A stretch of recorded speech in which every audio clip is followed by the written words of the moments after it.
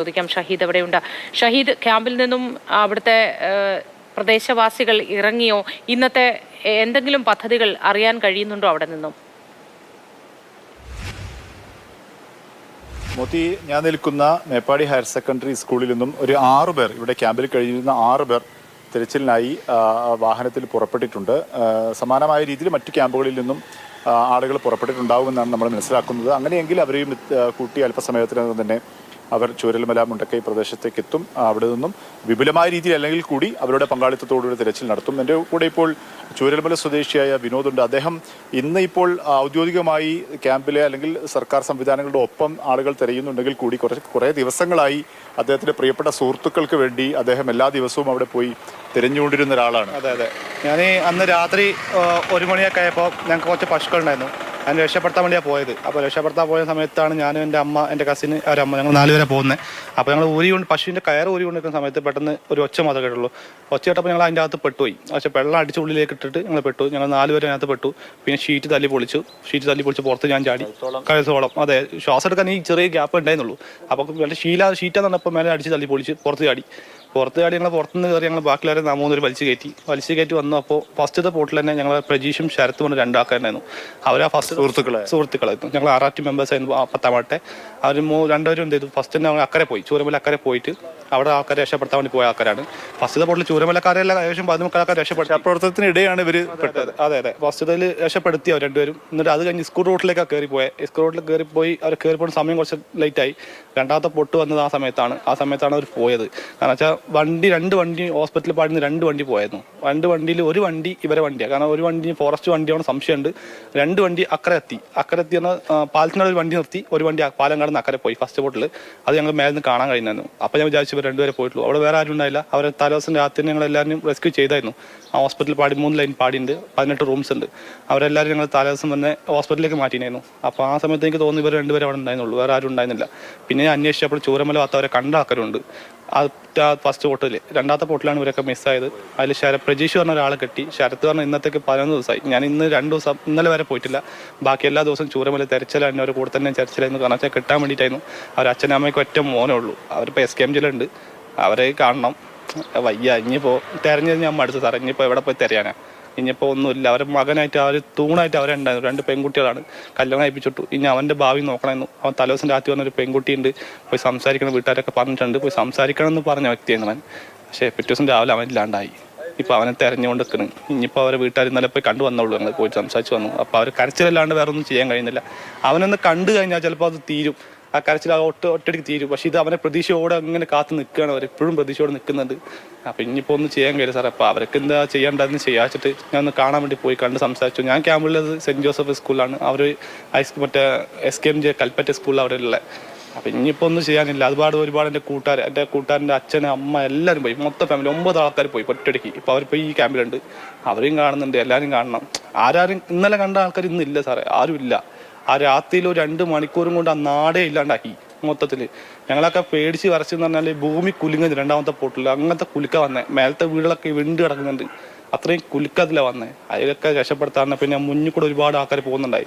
കാരണം ഞാൻ ഹോസ്പിറ്റൽ അമ്പലത്തിൻ്റെ ആ ഭാഗത്ത് നിന്ന് 2ാമത്തെ പൊട്ട് പോകുമ്പോൾ ഈ ടോർച്ച് ലൈറ്റ് പറഞ്ഞാൽ ഫസ്റ്റ് രക്ഷപ്പെടാൻ വേണ്ടി നോക്കിയ ആൾക്കാരൊക്കെ എനിക്ക് തോന്നുന്നു. ടോർച്ച് ലൈറ്റ്, മൊബൈൽ ലൈറ്റുകളൊക്കെ ഓണാക്കിയിട്ട് ചീറിയിട്ടാണ് പോകുന്നത്. രക്ഷിക്കണം ചീറി അതെ, ലൈറ്റോടുകൂടെ ലൈറ്റ് കാണുന്നുണ്ട്. അതാണ് ഞങ്ങൾക്ക് ലൈറ്റുള്ളൂ, വേറെ വെളിച്ചൊന്നും ഇല്ല അവിടെ. ആ ലൈറ്റുകൾ മാത്രമേ കാണുന്നുള്ളൂ. അപ്പോൾ ഞങ്ങൾക്ക് മനസ്സിലായി ഇത് ആൾക്കാരാണ് പോകുന്നതെന്ന്. അപ്പോൾ ആ അവസ്ഥയിലുണ്ട്. പിന്നെ ഫസ്റ്റത്തെ പോട്ടിൽ ഞാൻ രഞ്ജിത്ത് ഇസ്രായേൽ പറഞ്ഞ പുള്ളിനെ ഞാൻ കോൺടാക്ട് ചെയ്തു. അവരെ കൊണ്ട് കണ്ടു. സാറേ ഇങ്ങനെയാണ് ഫസ്റ്റ് പോട്ട്, ആവശ്യം നല്ല വെള്ളം വന്നേ, ഞങ്ങളവിടെ അടിച്ച് തെറിപ്പിച്ചെന്ന് വന്ന് ആ ഫസ്റ്റിൽ എന്തായാലും നിലമ്പൂരെത്തിയിട്ടുണ്ടാവും ആൾക്കാർ. കാരണം ആ ഭാഗത്ത് നമുക്ക് തരാമെന്നുള്ള രീതിക്ക് അവർക്ക് ഞാൻ പറഞ്ഞു കൊടുത്തു, ഇങ്ങനെ കാര്യങ്ങൾ പറഞ്ഞു കൊടുത്തു. അവർ പിറ്റേ ദിവസം തന്നെ അവരെ ടീമായിട്ട് താഴോട്ട് ഇറങ്ങി. അപ്പോഴാണ് നിലമ്പൂരിൽ നിന്ന് ഒരു 3 ആൾക്കാർ കുടുങ്ങിയെന്ന് പറഞ്ഞിട്ട് അവരെ റെസ്ക്യൂ ചെയ്യാൻ പോയി. തിരിച്ച് പിറ്റേ ദിവസം വന്നു. അത് കഴിഞ്ഞ് പിറ്റേ ദിവസം അവർ ഇറങ്ങി. RRT മെമ്പേഴ്സ് എന്ന് പറഞ്ഞാൽ നാട്ടിലൊക്കെ സജീവമായിട്ട് ഇടപെടുന്ന ആളുകളായിരിക്കും. അതെ സാർ, ഞങ്ങൾ നാട്ടിലെന്ന് പറഞ്ഞാൽ ഞങ്ങൾ ഏരിയ എപ്പോഴും അലർട്ടായിരിക്കും. കാരണം പുഴസൈഡ് പുഴസൈഡാണ് വീടുള്ളത്. എസ്റ്റേറ്റിൻ്റെ ലൈനാണ്, എസ്റ്റേറ്റിൻ്റെ പാടി ഞങ്ങൾ താമസിക്കുന്നത്. ഞങ്ങൾ പറഞ്ഞാൽ 800 രൂപ കൂലി, 500 രൂപ കൂലി, ദിവസക്കൂലിയും കൊണ്ട് സന്തോഷമാണ്. അവിടെ ജാതിയും മതവും ഒന്നുമില്ല. ഒരു പ്രശ്നം എന്ന് പറഞ്ഞാൽ ഞങ്ങൾ ഒറ്റക്കെട്ടായിരുന്നോടെ. അങ്ങനത്തെ നാടൻ ഈ മുണ്ടക്കായ് ചൂരമലാണ്. പക്ഷെ അത് ഒന്നും ഇല്ലാണ്ടായി. ഇപ്പോൾ ആ പകുതിയോളം ആൾക്കാർ അവിടെ ഇല്ല. ഇപ്പോഴും തെരച്ചിലാണ് നടന്നു കൊടുക്കണേ. ഇപ്പോഴും ഒരുപാട് ആൾക്കാർ കിട്ടാനുണ്ട്. എവിടെ പോയി, എന്തായി, എങ്ങനെ ഒന്നും അറിയുന്നില്ല. പക്ഷേ എന്താ വെച്ചാൽ ഞങ്ങൾ രാത്രി അത്ര ആൾക്കാർ രക്ഷപ്പെടുത്തി. അന്ന് രാത്രി ഒരുപാട് ആൾക്കാർ രക്ഷപ്പെടുത്തി. കാരണം 10-80 കുടുംബത്തിനെ ഞങ്ങൾ ആ ഏരിയയിൽ നിന്നുള്ള സേഫാക്കി. പക്ഷേ ഇവർ രണ്ടുപേരും അത് കഴിഞ്ഞ് അക്കരെ പോയി രക്ഷപ്പെടുത്താൻ വേണ്ടി പോയതാണ്. അവരല്ലാതാണ്ടായി, ഇതുവരെ ഇല്ല.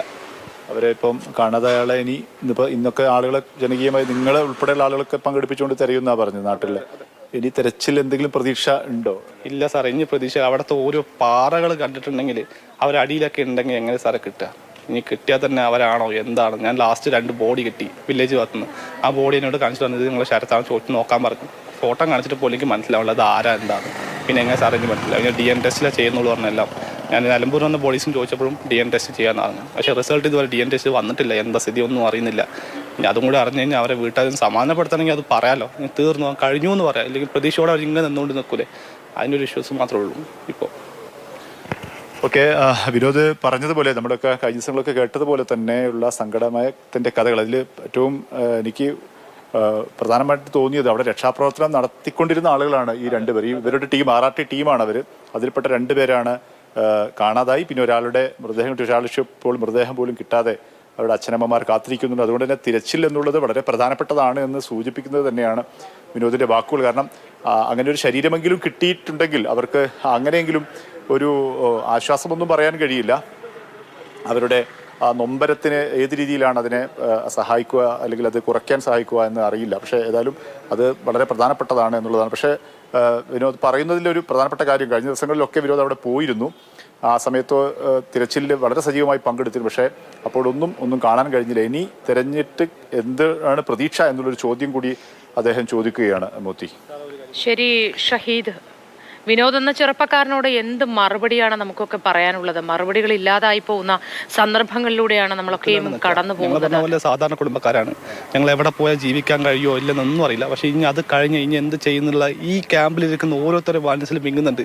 ഇത് കഴിഞ്ഞ് എവിടെ നിന്ന് ഇറങ്ങിയിട്ടുണ്ടെങ്കിൽ എന്ത് ഞങ്ങൾ ചെയ്യും എന്നുള്ള രീതിക്കാണ് ഇപ്പോഴും ചിന്തിക്കുന്നത്. കാരണം ഡ്രസ്സ് കാര്യങ്ങളും പലചരക്ക് ചടങ്ങുകളും എല്ലാം കിട്ടും സാറേ.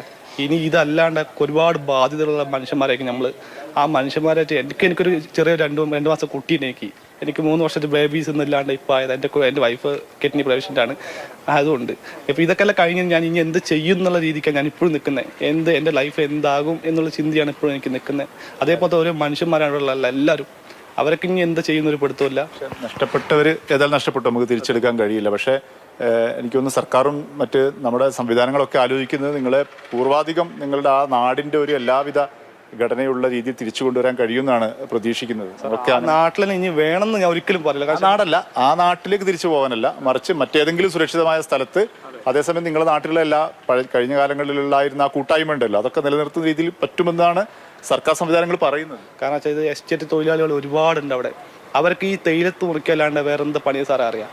ഒന്നാലോചിച്ചോ, കഞ്ഞി ഇപ്പോൾ പുറത്തേക്ക് പോയിട്ട് ജോലി ചെയ്യാൻ തന്നെ അവർക്ക് എന്തെങ്കിലും ജോലി അറിയോ? ഈ കിടക്കുന്ന മേപ്പാടി ചൂരമല കൽപ്പറ്റ ഈ ഏരിയയിൽ പണിയെടുക്കുന്ന ആൾക്കാരെ പകുതി മുക്കാലും ഇനി എന്ത് ചെയ്യുന്ന ഒരു പിടുത്തമില്ല. ഞാനൊക്കെ ഇപ്പോൾ ആലോചിക്കുന്നുണ്ട് ഞാൻ ഇനി എന്ത് ചെയ്യുമെന്ന്. ഇപ്പോഴും ഞാൻ ആലോചിച്ചിട്ടുണ്ട്. എന്നെ പോലത്തെ ഒരുപാട് മനുഷ്യന്മാർ അവിടെ കിടക്കുന്ന ക്യാമ്പിനകത്ത് ഓരോ ദിവസം കടന്ന് ഉറക്കാൻ പറ്റില്ല. കാരണം വെച്ചാൽ നാളെ എന്ത് ചെയ്യും? ഒരു നാടേ ഇല്ല ഞങ്ങൾക്ക്. ഒന്ന് സമാധാനത്തിന് കടന്നുറങ്ങാൻ കഴിയില്ല. ഇത് പറയാനുള്ളത് അങ്ങനെ നിരാശപ്പെടേണ്ടതില്ല. സർക്കാർ സംവിധാനവും അല്ലെങ്കിൽ നമ്മുടെ മലയാളികൾ ഒന്നടങ്കം നിങ്ങൾ കൂടെ ഉണ്ട്. ഒപ്പം തന്നെ നിങ്ങൾക്ക് ഈ പറഞ്ഞ പോലെ ഈ ചെറിയ തൊഴിൽ ജീവിച്ചിരുന്നത് പറഞ്ഞല്ലോ, അങ്ങനെ സ്വയം തൊഴിൽ കണ്ടെത്താനുള്ള എന്തെങ്കിലും സംരംഭങ്ങളോ അങ്ങനെ എന്തെങ്കിലും അതിജീവനത്തിന് വേണ്ടിയുള്ള സംവിധാനങ്ങളിലേക്ക് പോകാൻ കഴിയുമെന്നാണ് നമ്മൾ ഈ സമയത്ത് ഞാൻ മനസ്സിലാക്കുന്നത്. ഞാൻ ഈ സർക്കാർ സംവിധാനങ്ങളും ഉദ്യോഗസ്ഥരുമായൊക്കെ സംസാരിച്ച സമയത്ത്. അതുകൊണ്ട് അങ്ങനെ നിരാശപ്പെടേണ്ടതില്ല. കൂടെ നിൽക്കുന്നവർക്ക് നിങ്ങൾ ആത്മധൈര്യം നൽകുകയും വേണം. കാരണം മനസ്സിലാക്കാൻ സാധിക്കും. കാരണം എല്ലാം നഷ്ടപ്പെട്ട ആളുകളാണ്. അതുകൊണ്ട് തന്നെ ഇനി എന്ത് എന്നുള്ള വലിയൊരു ചോദ്യമാണ്. പക്ഷേ അപ്പോഴും അങ്ങനെ നിരാശപ്പെടേണ്ടതില്ല എന്നുള്ളത് തന്നെയാണ് പറയാനുള്ളത്. ഏതായാലും മോത്തി അദ്ദേഹം പറഞ്ഞു വെക്കുന്നത് ഈ ക്യാമ്പൊക്കെ കഴിഞ്ഞ് ഇനി പോകുന്ന സമയത്ത് ഒന്നുമില്ലാത്ത ശൂന്യമായ ലോകത്തേക്ക് പോകേണ്ടി വരുന്നതിൻ്റെ ഒരു അനിശ്ചിതത്വം വല്ലാതെ ഉലയ്ക്കുന്നുണ്ട് ഇവരുടെ മനസ്സിൽ. ക്യാമ്പുകളിൽ നിന്ന് അവർക്ക് ഉറങ്ങാൻ കഴിയുന്നില്ലെന്ന് പറയുന്നു. പക്ഷേ അവർക്ക് അങ്ങനെ അനിശ്ചിതമായി ഭാവി ആയിരിക്കില്ല എന്ന് നമുക്ക് ഉറപ്പ് നൽകാൻ കഴിയണം എന്നുള്ളത് തന്നെയാണ് നിലവിൽ നമ്മുടെ ഭരണകൂടവും നമ്മുടെ മലയാളികൾ മാത്രമല്ല ലോകത്തുള്ള മുഴുവൻ ആളുകളും കേന്ദ്ര സർക്കാർ ഉൾപ്പെടെയുള്ള ഇക്കാര്യത്തിലൊക്കെ എന്തെങ്കിലും തരത്തിലുള്ള ഇടപെടൽ ഉണ്ടാകുമെന്നാണ് നമ്മൾ പ്രതീക്ഷിക്കുന്നത്. ഉണ്ടാകുമെന്ന് ഇവർക്ക് ഈ ഘട്ടത്തിലെങ്കിലും ഉറപ്പ് നൽകുകയും ചെയ്യേണ്ട ഒരു സമയം കൂടിയാണ്.